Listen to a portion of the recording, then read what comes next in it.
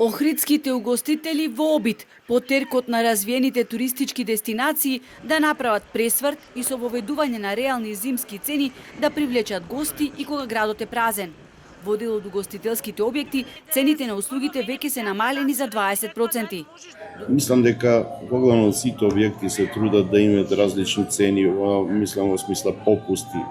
20-30% имат се во скоро во сите објекти, колку што знам, попуст локалните, така да е и кај нас истото. Сите ти работи што се овде малку поскапи, како киријата, платите и све тоа мора да го вкалкулираш во цената. Во секој случај, ние сам на периферија на Охрид имаме пониски плати за разлика од центарот. Само на платите на вработените. Додека европските туристички центри одамна ја научија лекцијата дека туризмот не сме да трае само лето, Охрид се бори со старите навики. Исти цени без разлика дали градот е полн во јули или чимае во февруари. Пониските цени во зима не значат загуба, туку можност за поголем број гости, подолг престој и град што не замира по завршување на летото. Но гостителите имаат свое видување за ценовната политика која ја водат кај нас. Природно е да има поскапување, бидејќи стандардот во однос на платите се покачи, во однос на набавката на суровини и сите други работи веќе е покачено.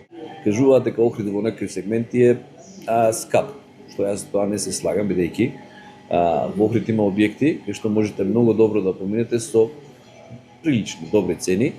Згора на се, од 1 март стапува на сила законот за пушење.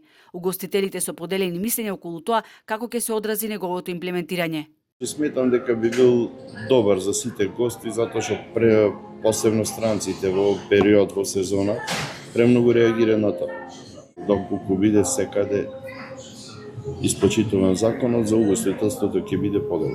Сигурно ќе се одрази бидејќи ето гледаме и со самите резервации кои ни доаѓаат, може ето 45% од барањата се со соби, ако со услови дали може да се пуши или не. Угостителите сепак сугерираат спроведувањето на законот за пушење да се пролонгира барем до месец мај, за да може да се подготват, оти никој не смее да се чувствува дискриминирано, нити пушачите, нити оние кои не конзумираат тутун.